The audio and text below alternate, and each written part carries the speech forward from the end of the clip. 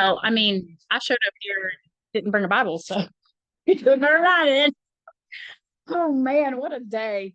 All right, well, let's open with a word of prayer and then we'll see what this looks like. Lord, we are so grateful for your love and your presence. We just ask that today you would be with us as we do this work to discipline ourselves to study your word so that we could grasp it rightly, Lord, so that when we take from it the meaning for us, that the application is true to what you had intended originally. And we just ask that you would bless this time together, the fellowship, the conversation, Lord. Can we just learn these things that are so vitally important because they draw us closer to you and we are able to mirror Christ more accurately to the world and to spread the gospel. Just amen. Okay, so we got here. I told my mom, I said, so everybody's gonna figure out what college was like for Heather. And the hot mess that I was, as I opened my bag to realize I really didn't even bring a Bible. So when I say I was a hot mess in college, I think if I had meant it, apparently. I did survive it though. I guess by the skin of my teeth. So here we are. But yeah, so what we're gonna do, and I literally did zero prep, okay, zero prep, because I want y'all to see what it can be like, even for me, in a text that maybe I do know a little bit but haven't never studied. And part of that's because the freshness that is there is very different than if I come in here very prepared, and I didn't want to do that at all. I will tell you, I struggled quite a bit with picking a text to be completely transparent. So I sent a few text messages out and some feelers after I got y'all's feedback, like this testament, that testament, either one's fine. So I sent a few feelers out. I got some good suggestions. But a friend actually said, I would totally do Abraham and Isaac. That would be the one that I would do. And I was like, okay, well, I was kind of leaning there anyway. And then I opened up the textbook, the workbook that goes with the Grasping God's Word. And it's one of the Old Testament texts they work through. And I was like, okay, that's my sign. We're just going to run with this one. This is what we're doing. So it'll be kind of interesting. When you do this process, you have to keep a couple of things in mind. Obviously, when we come to a text, you have to first understand what the contractual agreement is between the two of you. What kind of text is this in terms of a genre before you really get into it? And then we're going to go from there. So as we start off, Genesis is what? Y'all remember what genre? It's narrative. Yeah. So when we read narrative, we have to be very careful that we are not interjecting ourselves into stories as the hero. We are not the hero in the story ever. Unfortunately, we're typically the ragamuffin who's needing some form of salvation. And so we can't do that when we come to the text. So when we read it, we're reading a narrative. That might mean that we're looking for things like discourse, what kind of questions are asked, who's speaking, but we always go back to some basic questions. And so when I am given a text, either to teach for Sunday school or what have you, for D group, whatever it is, I typically sit down and just read it. And so that's what we're going to do. So if someone would like to volunteer, I know it's 19 verses, but if someone would like to volunteer and read it, we're going to do Genesis 22. We'll read 1 through 19. Or if you want to split it up and be like, I'm going to do the first 10, somebody pick up from there. That's okay too. I'll read it. All right. Thanks, Lori. Sometime later, God tested Abraham's faith. Abraham, God called. Yes, he replied, here I am. Take your son, your only son, yes, Isaac, whom you love so much, and go to the land of Moriah. Go and sacrifice him as a burnt offering on one of the mountains, which I will show you. The next morning, Abraham got up early. He saddled his donkey and took 2 of his servants with him, along with his son Isaac. Then he chopped wood for a fire for a burnt offering and set out for the place God had told him about. On the 3rd day of their journey, Abraham looked up and saw the place in the distance. Stay here with the donkey, Abraham told the servants. The boy and I will travel a little farther. We will worship there, and then we will come right back. So Abraham placed the wood for the burnt offering on Isaac's shoulders, while he himself carried the fire in the night. As the 2 of them walked on together, Isaac turned to Abraham and said, Father.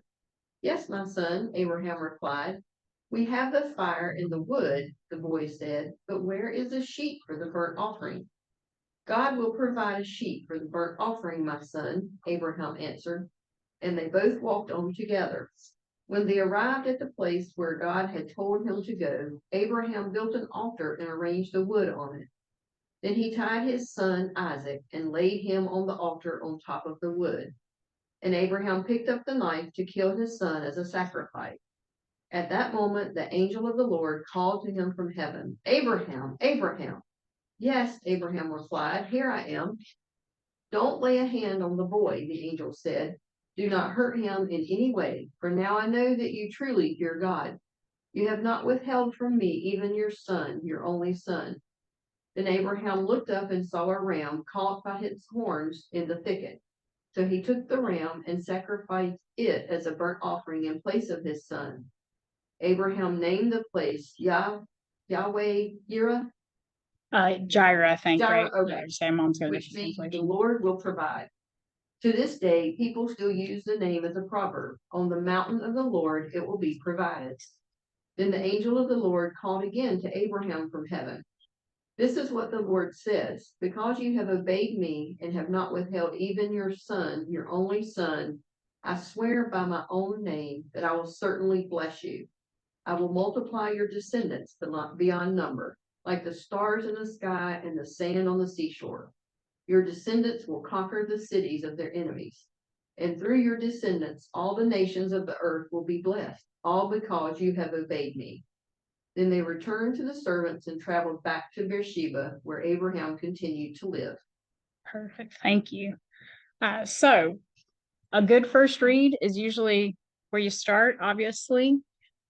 Then from there, you can either, and what I typically recommend is give it a read ahead of time and walk away from it, honestly, and come back to it. Chew on it, think on it, but come back to it later. Because sometimes what happens is something that didn't ever stick out to you before is going to pop up and you're going to go, oh, wait a minute, what is this?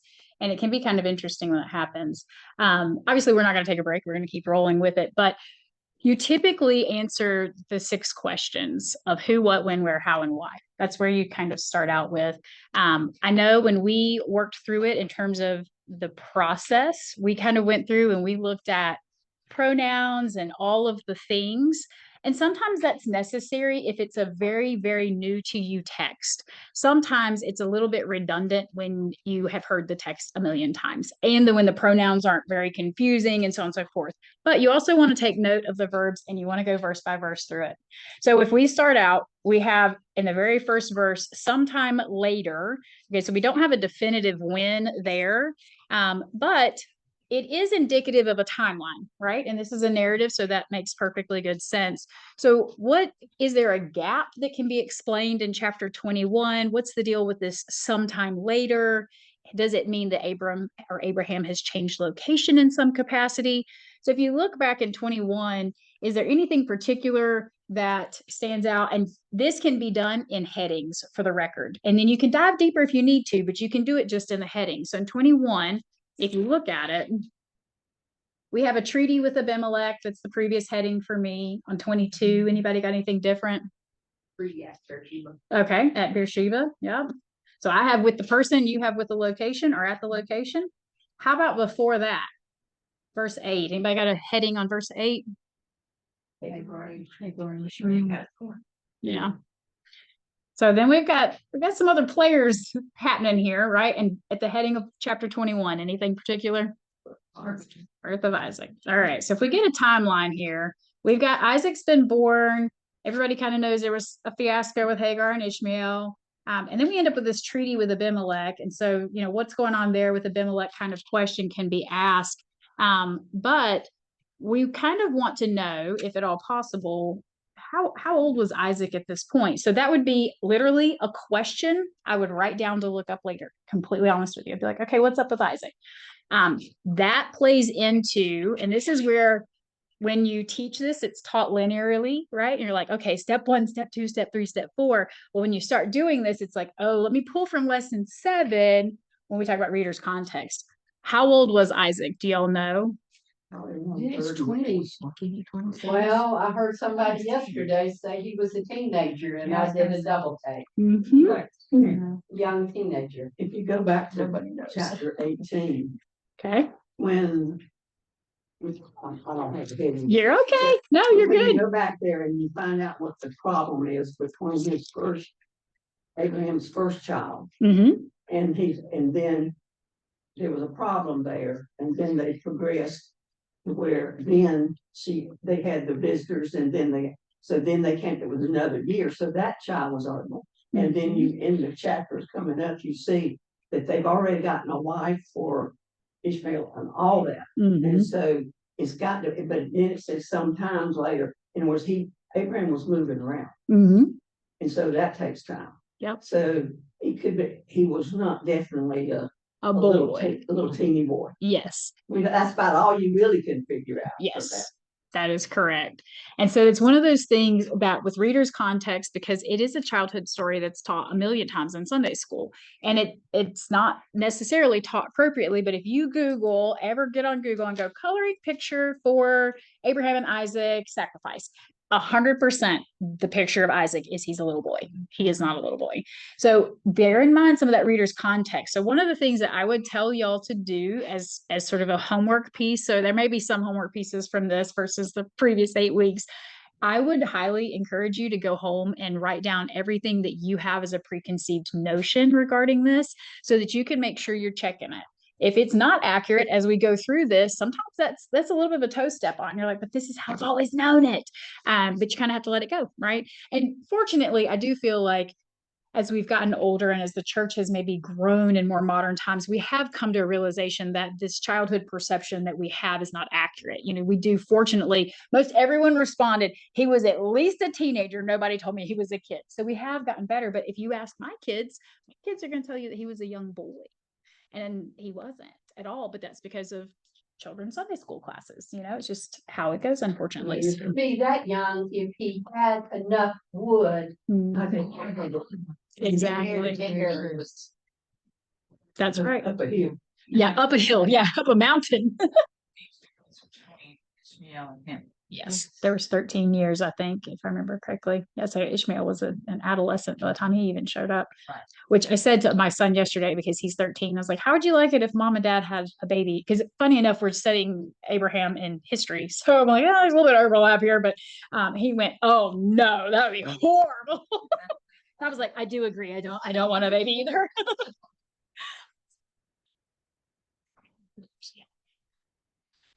All over again, the diaper bag and all of the things, which Abraham did it.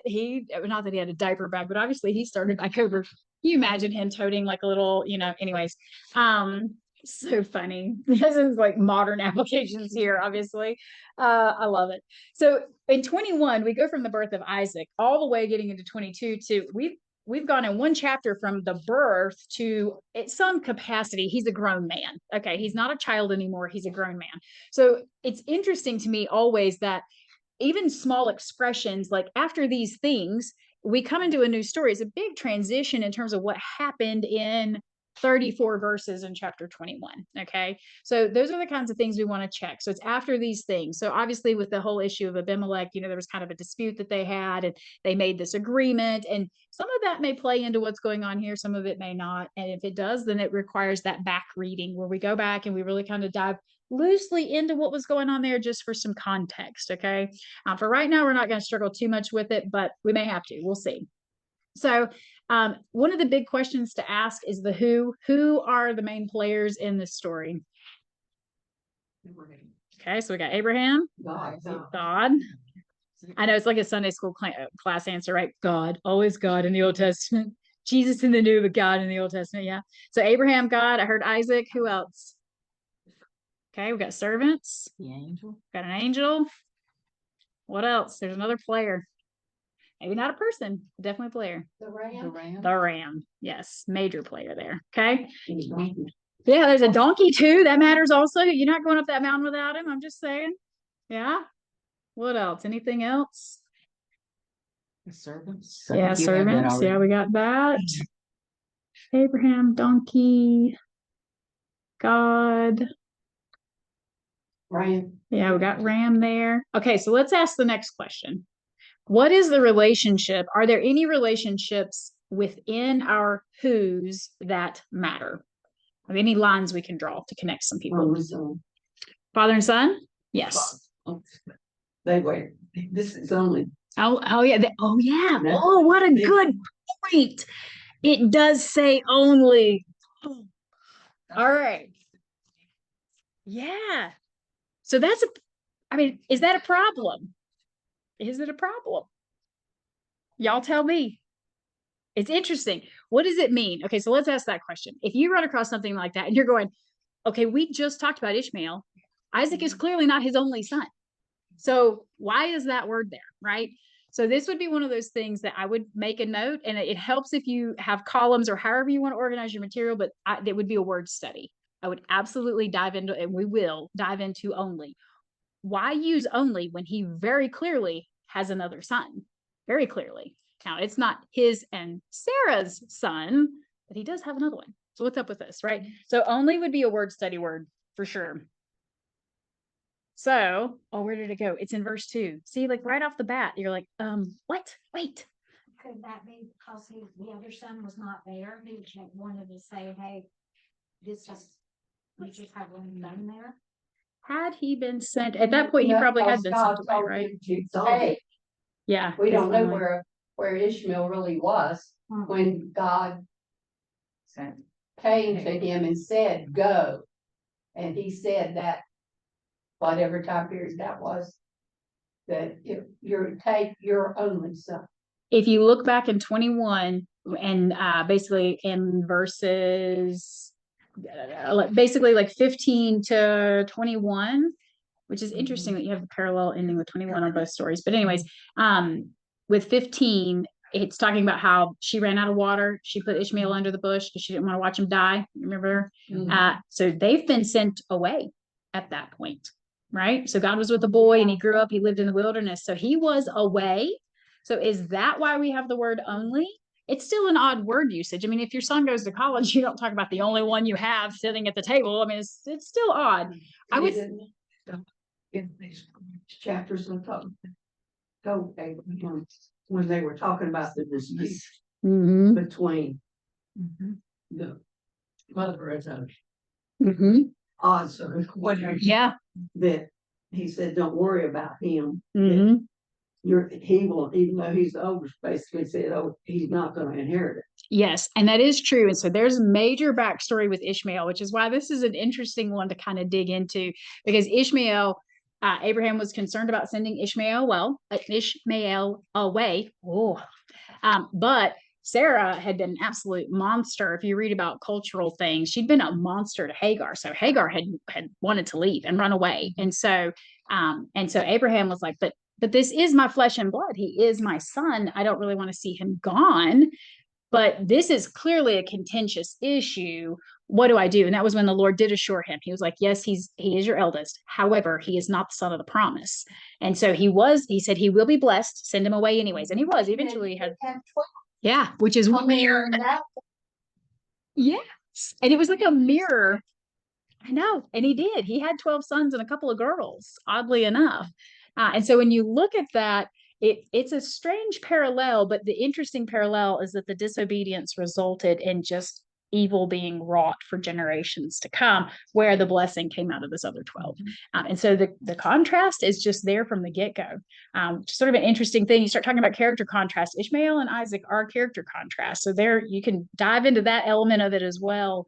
But you may be right that that's why he's using the word only, but it would be something we need to look at, because there may be a specific word that references a promise in the words of only versus we think of it in terms of numerical, right? It's just only, but it may be that it's instead of only, the word means special or unique or what have you. And that may be why that word is there. But think about what happens in our minds, because it was an immediate trigger where we're like, it is not the only son, he has two.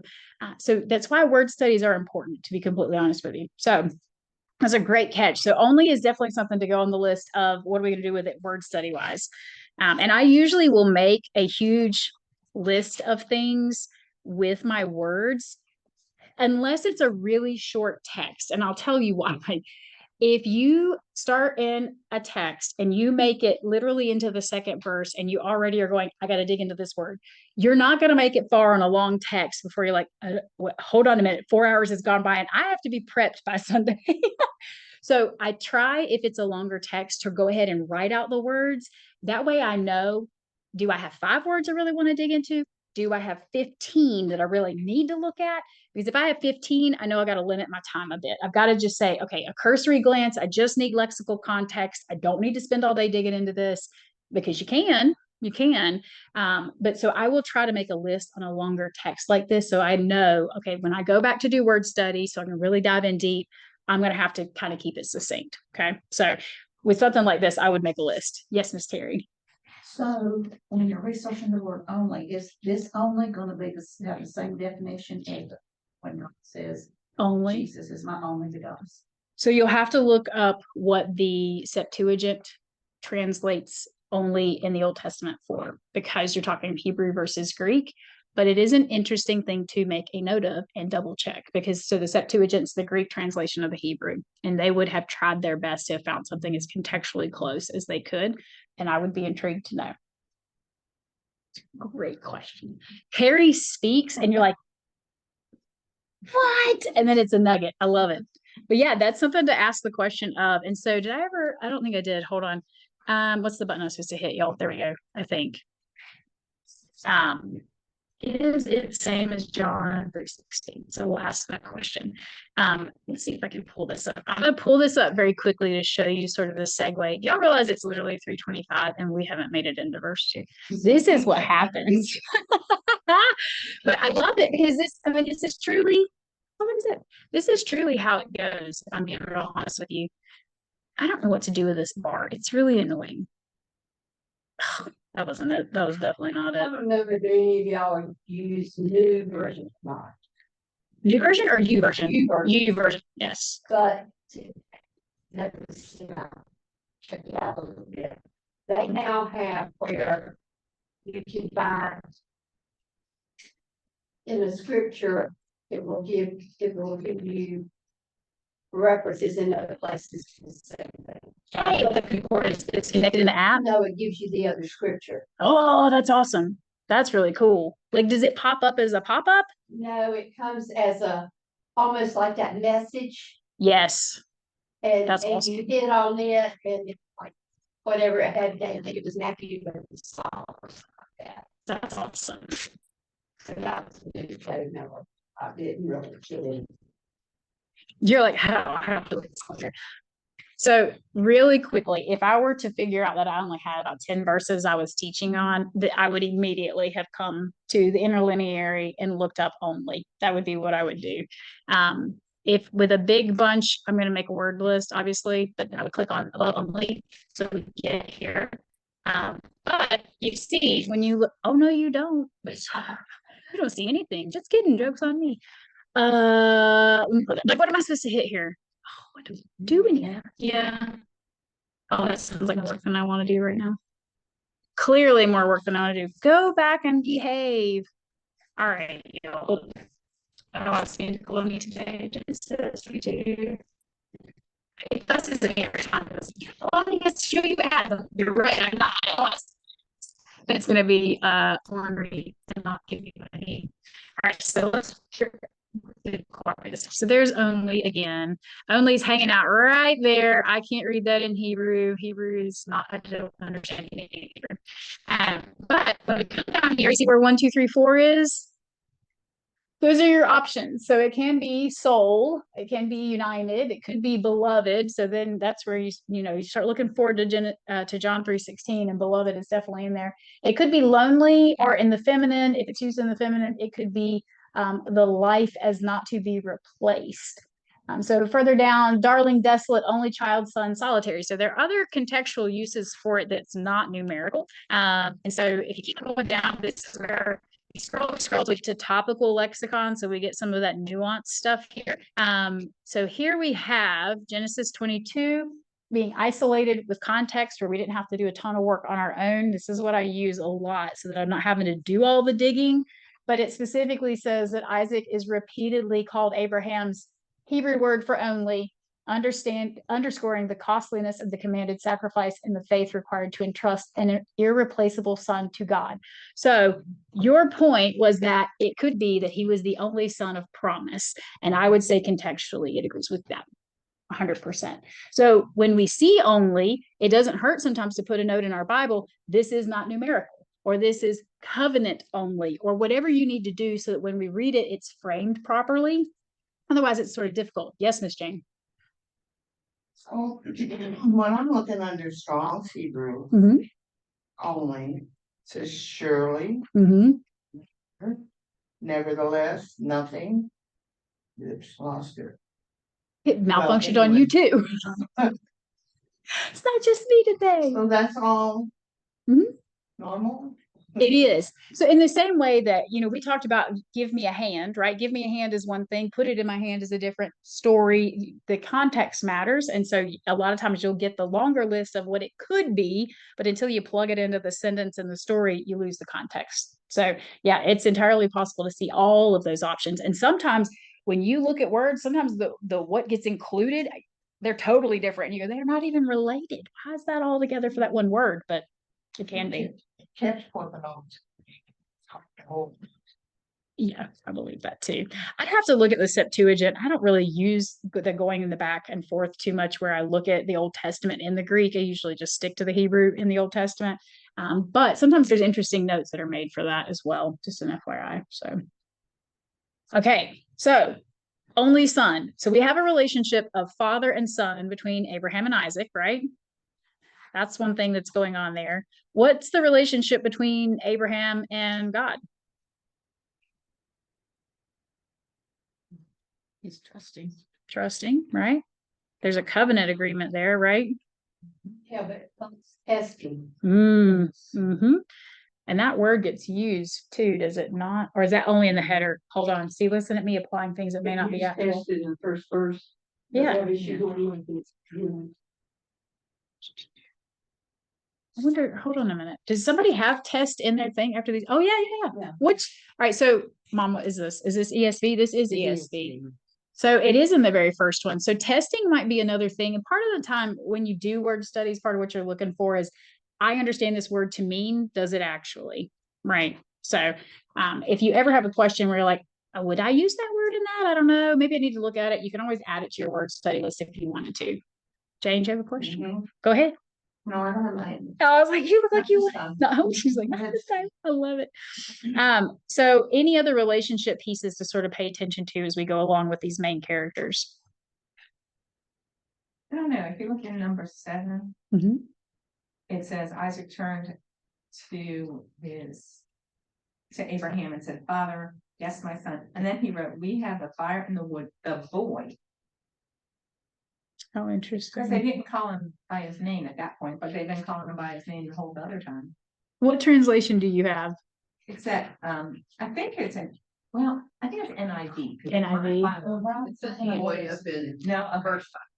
Verse 5 says boy too. Yeah. To King James is young man. interesting. All right. I have, what is there? It says lad. Oh, I like that, lad. Let's go back to the Scottish Irish version. That sounds good to me. All right.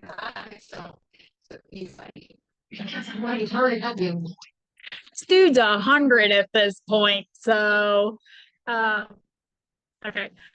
Right, so if we look at it, verse 5 here, and just to re-emphasize, anytime you talk about word-to-word translation, it's really not possible because it wouldn't make any sense at all. Verse 5 says in English, and we will come back and worship there over will go and the boy. It does say boy. So in Hebrew, this could be boy, lad, looking there, youth, servant, young man. So This makes a difference.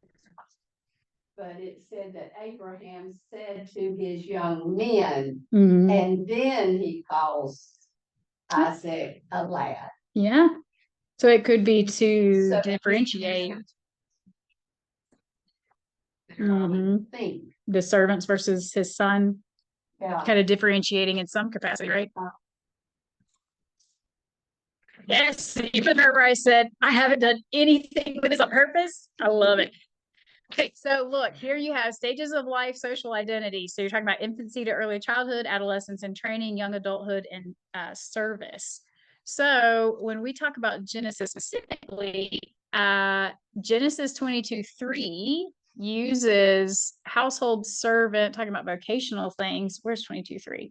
Abraham rose early in the morning, saddled his donkey, and took 2 of his young men. All right, so when we start talking about the Hebrew, young men is the same thing used later for Isaac as boy.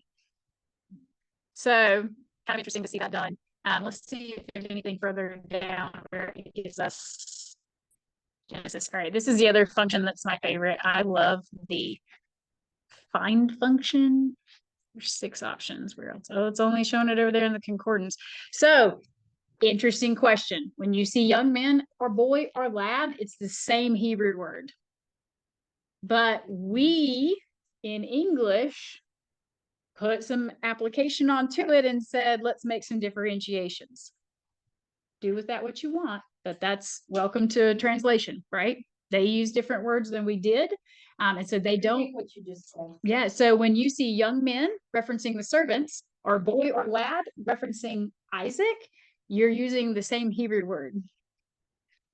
So that's always an interesting thing to find out, because we see it and it creates a visual for us, right? Well, the servant was a young man, or the servants were young men. So I don't know. I'm like, all right, that's a strapping 20-something-year-old, right? Okay. But then Isaac's a boy. Okay. Well, now he's got to be a teenager still, at least. He's got to carry wood. So maybe he's 18. So we put a picture together based on what we've done with it in English. It doesn't even exist in Hebrew. It's always interesting to me what can happen when we start doing word studies. I will tell y'all, I do read my Bible. Like in church, if you see me, I'll have my Bible, so it's English, and I have the app for this pulled up. So I'm reading them side by side on purpose. That way I never have those questions. I'm just like, well, it's the same word. I don't really know why, but it is. I'll look at it later. But then that way I don't have that automatic, well, is it the same thing? Is it different? I don't know. But it usually creates a lot of problems for me, because I'm like, hold on, I gotta write this note down. And the pastor has a PowerPoint. I'm like, I gotta write that note down too. Which is kind of fun, but it is, I mean, it's illuminating, right? I mean, when we look at it, it changes the story a bit. So, all right. So we still don't know how old Isaac is, but he's some age, obviously. Give up, we learned nothing. I'm just teasing. All right, so we have Abraham and God. So we have a covenant relationship there. And that is something that you do want to keep in mind, especially when you deal with the originator of the covenant, God, and the original recipient, right? Abraham was the original recipient. We are fortunately blessed as descendants from that because of Jesus and becoming a part of that family. But you're talking about, this is the OG guys, right? You've got God and Abraham as a part of it here, and you want to keep that in mind. This would have been the voice in the wilderness that spoke and said, you need to leave and you need to leave your daddy, and you're going to go to an area, and I'll tell you when you get there.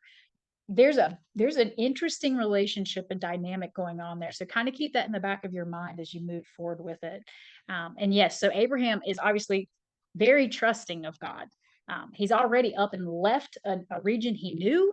And then if you think about it, he left the region he knew and went to the wilderness. There was no civilization. There was no nothing. And then he let Lot pick. He was like, where do you want to go? We can't both live in the same area. And Lot went, well, there's water over there. So that's where I'm going to head. And he said, well, fine, I'll just take the desert over here. He was solely reliant on God's provision, solely reliant. So when we talk about trust, they had the trust vault perfected. All right. And their relationship was very unique in a way that I don't know that you see it replicated much moving forward through the Old Testament realistically. So it adds some depth to that trust relationship for sure. Abraham and the servants, what's that relationship there? He would have been the boss. He's the master. He's the master. So we have a master servant image kind of going on here. The boss tells him what to do, kind of thing.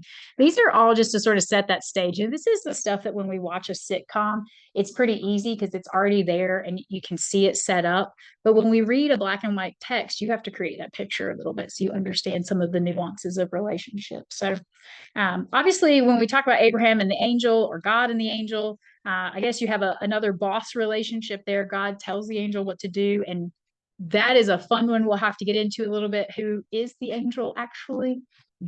So I would definitely say not to just read that word and go, oh, an angel with wings. There's depth there. And I'll bring a book when we dive into that a little bit that is super interesting, written by a Jewish author, and his perspective on it, which differs because of being stuck with the old covenant versus the new covenant. So he's not a Messianic Jew. So his perspective on that is very interesting and very different than most people with a new covenant viewpoint. So the ram and the donkey, other than being fun little critters, I don't really know. I mean, the ram has some significance, but at the outset, we look at it and we go, we just have two animals, right? The ram becomes what though? Sacrifice. Yeah, so we've got the sacrifice there, okay? And so, Does it make a difference because, Isaac asked about the lamb and Abraham says the lamb, mhm, but then it's the ram. mhm. It's a good question. Let's see. Yeah, paste words in what God gave. All right, lamb is used in what, 5? No, hold on, 7. 7. All right, lamb is 7. Let's do that just very quickly here. This is a lot of what I'll do, to be honest with you. Sometimes it's really brief. I'm like, okay, well, let me just look and see if there's anything odd that I might need to follow up. There's lamb. All right, so you can look, we have to look into verse 8. There's 27, not 27, sorry. There's 22:7 and 22:8. So lamb's the same word when used there. And we end up with lamb, sheep, or goat, member of a flock, sheep or goat. So definitely talking about something in that capacity. One from a flock, again, sheep or goat. Definitely not the word ram used here. At all. Let's put on for a second. Okay, so 22:7 and 8. Isaac asks, where's the lamb? God says he will provide the lamb. And then they start talking about the foreshadowing and some of that kind of stuff. So they end up with the ram, though, and ram is in. Thank y'all. See, maybe we should just all co-teach classes. Because I already got yours. Hold on. All right, let's look at 13. So went by its horns in a thicket was caught Abraham. What? That's fun. All right, it's in 13. Yeah. Sam raised his eyes and looked, and behold, behind him a ram. Oh, hold on. Now look at this. This is what's nuts. It's not in 12. Hmm. Okay, check this out. Look real quick. This is why this is so bananas. All right, this is the beginning of 12. Okay, there's the beginning of 12. Right here I am. So he said, da, da, da, da, da. Come down, and here it is. Here's ram. There's 13. So to make it understandable in the English, they have to insert ram because it actually occurred in 12. Is that not interesting? You see how sometimes that happens where if you were to read it word for word, if we were to read Hebrew, if we were to be at the synagogue under an Old Testament Torah reading, it would actually be in what they consider verse 12, not 13. Now, my guess is that when we have, and I don't know this for sure, so I'll have to find out, this is probably a reference back to it, sort of like the aforementioned thing, but I'll have to do some digging to find that out. Ram isn't in 13, but there it is in 12. So let's see, because that's the word we were looking for. If it says ram, later pillar post, mighty tree. What? Okay, so this is definitely one of those cases where you're like, how can it be all of those things? Yeah. Very different. But context, I suppose, is the big difference. So it talks about ram here. It's definitely using ram. So let's. And it would have to be a ram for it to have the horns stuck in the thicket. Yep.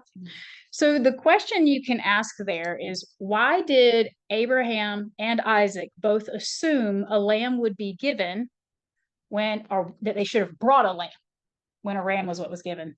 Terry? I might be totally off. No, base. please go ahead. But do you think that Jesus is in there somewhere when he talks with the only son and the lamb and a ram? So Whole thing. Yeah. the Old Testament is largely a shadow of what's to come. And it all points ahead to the New Testament and Jesus. All of it. So do I think he's there? Yes. Do I think he's actually there? Yes. He might be. Yeah. And that's where it becomes so fun, because when you read a Jew's perspective of the angel, they absolutely assume it was a messenger of God. And like a non-messianic Jew, it was an angel, a messenger from God. I just have a question. Go ahead. We didn't really talk about types at all. No. Yeah. Types and shadows. That with going through this. This is what I've looked at before. This is very much a type Yes. of Jesus' life, Mm-hmm. this whole Mm-hmm. narrative. Yeah. And I would agree with that Yeah. wholeheartedly. Right, now, and I'll Explain that. A type. Oh, yeah.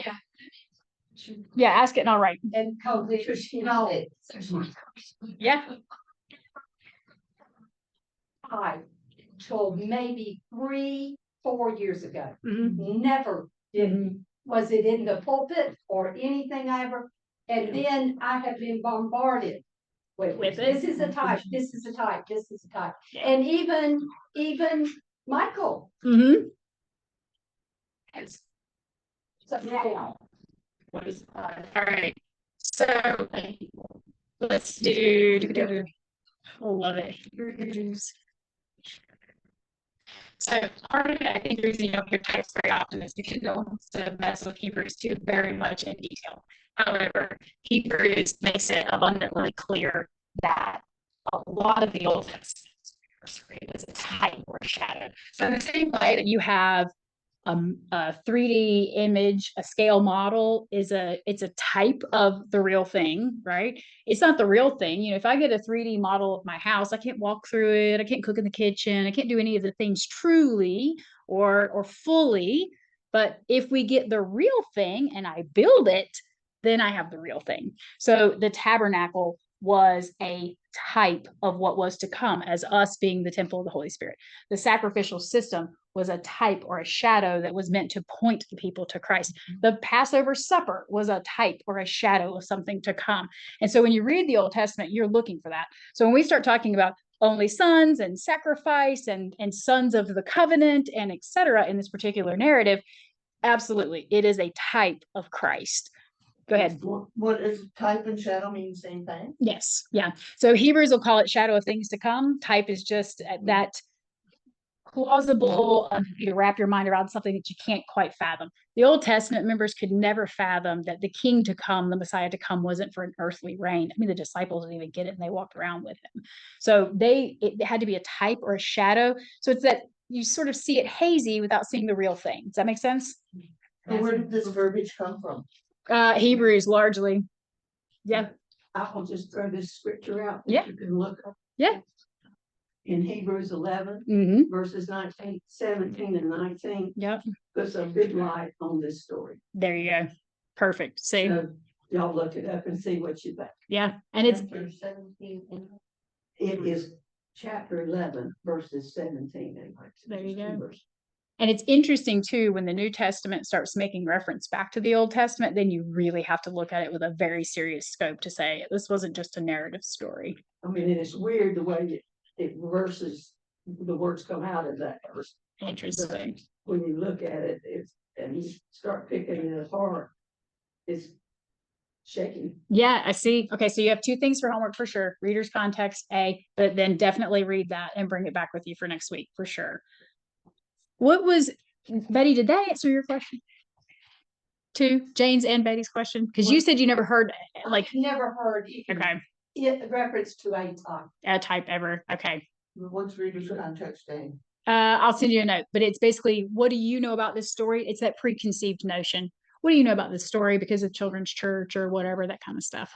Yeah. And what might be wrong that you need corrected. So what do I have to do about that? Just write down what you know about the story. That's all. That way you can kind of keep it in check as you go along. Yeah.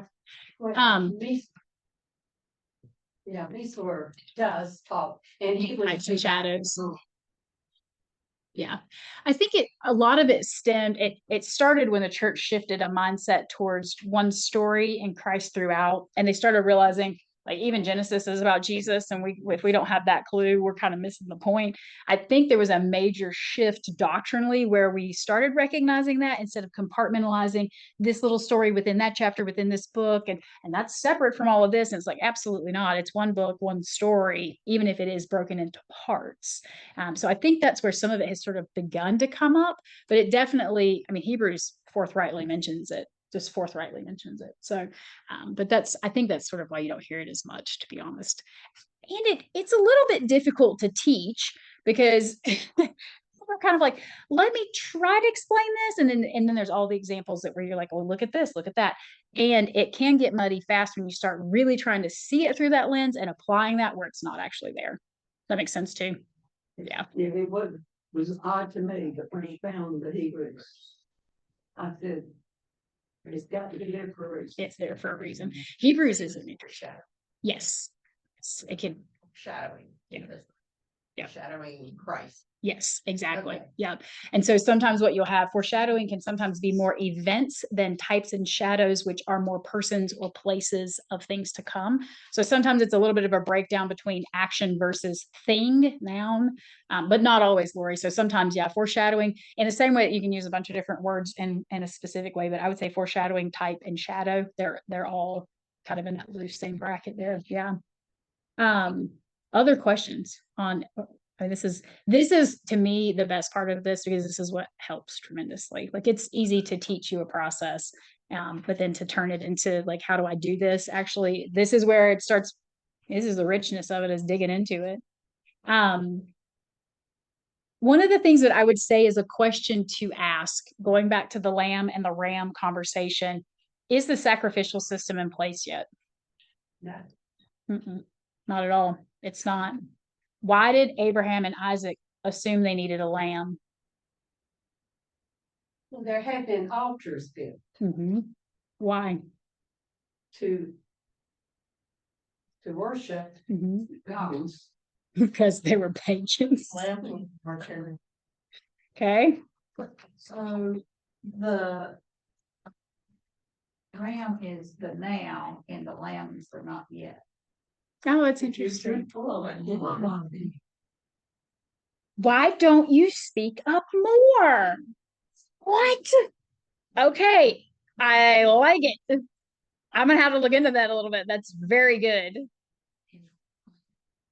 Man, I'm gonna tell John. Telling John on you, you're in big trouble. You're gonna be guest leading next week. So awesome. That is good. See? Okay, so when you talk about the sacrificial issue here, well, okay, no, it really is Abram. Abram left Ur, and Ur was known for sacrifices. It was known for false gods. His dad was named after the moon god from the Ur of Chaldeans area. So sacrifice wouldn't have been odd to them in any capacity. So do we get a direct answer? Why did they think it was a lamb and then they were given a ram? I don't know. Terry's answer is sounding really good to me right now. But what you do have is that there had to have been some preconceived notion for them. Like, if we're going to go offer a sacrifice, then we have to bring a lamb. When you look at most pagan religions from the ancient civilizations, what did they sacrifice? Humans. It was usually people. So, yeah, children. Yes, exactly, Lisa. Yeah. Was this before or after God made the covenant where God Walked through? Walked through. That's a great question. Was it? Did he do it after this or I before? don't know. That's what it is. Hold on, because He did use me. he did. He did. So it would have been something where he would have said, "Okay, we can use an animal to do this." Oh, that's so good. I think it's in 17. 15. Yeah, see, y'all, welcome to what we did for like 8 minutes till. This is what we do. Okay, 15 is God's covenant with Abram. Okay, so there you go. Heifer, female goat, ram, turtle dove, young pigeon. And your own ram. Oh, so then they used a ram there. Really? Yeah. Turtle dove and a young pigeon. Yeah, man, it was everything. 8. 9. Genesis 15 Yeah. was everything. It's really crazy. I don't know that I'd ever realized that. It really is pretty much everything. So you have the heifer, the goat, the ram, the turtle dove, and the pigeon. Not that I've done that much digging into it, and not that we have to look into that, but a thing of interest, if you're ever bored, would be to go and evaluate Levitical law and see what those were used for later. Doesn't really apply to what we're looking at, but my brain automatically goes, I wonder what those sacrifices were later. Well, but reading on, it doesn't look like Abraham sacrificed them. He just brought them, and then it says in 17, a smoking fire fire pot and a blazing torch appeared and passed between the Pass between the pieces. But he didn't burn them. Yeah, that's true. They were only cut and not really sacrificed. Yeah. Yep. Mhm. His own. Yeah. Yeah. You know, it's His whole, yeah. Yep. He goes from an earthly father naming him, which they don't really know what Abram meant, but earthly father named him. Interestingly enough, Sarai was the female counterpart to the moon god that Terah's name meant. So when she's renamed it so that she's not named after a pagan anymore, that's why. But it's not known what Abram's name meant, but when they changed him to Abraham, he became the father of many nations. That contractual agreement between he and God, their covenant agreement, was I name you, you are mine. This is how this works now. Your dad can do whatever he wants to do. He obviously stayed back. He's not, he's noted later, I cannot remember exactly where, but Terah is noted as continuing to follow false gods. So it later in narratives makes sense why God asked him to leave him. I mean, it's hard not to do what your dad's doing when you're around it all the time, obviously. But yeah, so we already had that happen. So we have already seen a consumption in some capacity on God's behalf for the animal sacrifice. So even if the only thing ever sacrificed back with Terah in Ur was children, Abraham is now seen at the onset of this covenant, there will be a cost of animal, right? So that may be why the carry through was for lamb, although lamb is not even mentioned, but ram is. So, maybe Abraham was trying to do it his own way. Like, we'll have a lamb. That sounds great. Maybe he didn't want to argue with Isaac and correct him. Who knows why? But these are the things you look for. There is discrepancy. Why did the humans use one thing and God gave them something different? I'm still going to stand on Terry's statement. I think somebody should preach a sermon on that. But it is interesting. So those are the kind of catches you want to have too. What time is it? All right, we have 4 more minutes. We made it to verse 2. Yes. So generally speaking, I think we've established our who to a certain extent. The other thing we sort of set too is the tone of the story, just by establishing relationships. That really does matter when you move forward. And I know when we talked about tone and emotion was something at the very end of all the work we did. Well, you really can't leave it until then because it nuances the story tremendously. So you do establish that earlier on, and it's okay to do that. Like I told y'all before, you're gonna start to see stuff really overlap. This is what it looks like. So we have our who, our what can be numerous things. You could decide to focus on a few of the verbs, the nouns, and we've done that a little bit, right? We focused on lamb and ram. We've briefly mentioned that there's an angel in this situation. We've even talked about some of the types and shadow aspects of it. When you talk about what, generally speaking, you want about 2 sentences that tell you what generally is going to happen in the story, right? So if we were to give a 2-sentence synopsis of this, somebody want to throw something out there? God test Abraham's position Okay. to the max. Yeah, to the max. Yes. Okay. Yeah. And so the outcome of that could be your second sentence, which is what? Did Abraham pass or fail? He passed the test, but did he of his own volition? Not really. Abraham passed the test and was provided the solution. So you have to make sure that the doctrine is accurate there, because it's not his sufficiency or self-reliance, but his trust that provided his out. So 2 sentences in some capacities, which you typically want out of a what. Your what will include your who's. So you have your main characters, Abraham and Isaac and God. Those are your 3 biggies. I mean, I would say your secondary characters are the servants and the angel and so on and so forth. But your what statements are usually your big characters and what happens. And it's usually something that a human does in 1 sentence and what God does in the second. And when we have that, that's where we can start to see principle that we can take and apply. Because we're not going to be asked to go sacrifice our son or daughter. It's not going to happen in this day and age. I don't think God's going to ask for that. Not to say never, it could happen, I suppose. But the point would be that even if we're put into a situation that seems impossible, the theological principle that is lifted there is that Jesus provided the salvation. That is what happened for us. And so as we dive into it more, those are sort of the principles you look for, but you find that what happened in the original audience, a man was asked to sacrifice his son, and God provided him the solution to that once he proved faithful. And so you have those just general, because it'll give you that overview as you continue to dive forward with it. Establishing relationship matters tremendously. Doing a lot of the back and forth, because I mean, we asked the question, right? Has the splitting of the animals happened yet? Did God walk through them or not? I mean, until you know, you don't know. And it does play a role in whether or not this story means this or that, or has some element to it. So you have to look those kinds of things up. Where was Ishmael? We needed to ask that. Had he left? How old was he? Can we figure these kinds of things out? And so that's some of the prelim that you do. I would say next week we'll probably continue a lot of this, and this is where it starts to bulk up. So we keep doing what we're doing and bulk it up.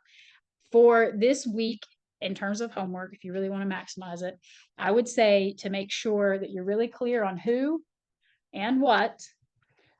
As far as the timeline goes, it wouldn't hurt to have a brief when. Okay, so it can be Ishmael has left, Ishmael's in Egypt, Hagar is gone. It can be like in terms of where as well. So where has he moved map wise? You don't have to print a map out. You can just write, started out here, went here, here, here, and this is where we are when having this conversation. He's going to go up Mount Moriah, and that can be a whole can of fun when you start looking forward to. But I would say you want to kind of have some of those loose details. So just kind of read through it. And it doesn't have to be that you look into a ton of it. You can just have when, and it can be Isaac's, a grown boy. Did he get up in the morning? Was it late in the afternoon? Is it even noted? It may not be. And then kind of the where matters too. We're talking about Mount Moriah. Key players in the family. Where is Sarah? A good question to always answer too. There's a super interesting perspective on that when we get towards the end of it that I will share that it was kind of mind blowing, but anyway, the family, though chosen, was very dysfunctional. And so those would be the things that I would say. Have your what statements kind of honed in to what you think this is what happened. This is what was going on. I think who's pretty good. And then if you can fill out any of the other questions in terms of where and when, I don't know. Well, you could try to do why if you want to kind of fill it out. Like, why was this going on? I don't know that we really know why personally it was for them. Although I think we have a pretty good guess. It's pretty clear, but there's also implications for us later due to that type shadow and foreshadowing stuff, right? The whole story is told for a reason. So, the only other thing I would say is if you want to do a brief read on the bio of Genesis, who wrote it, why did they write it, that kind of stuff. Sometimes that's generally speaking pretty good. And that can just be, just read it or take a few notes on it. It's fine too. So questions. How does an hour go by that fast? That's crazy. Questions or thoughts?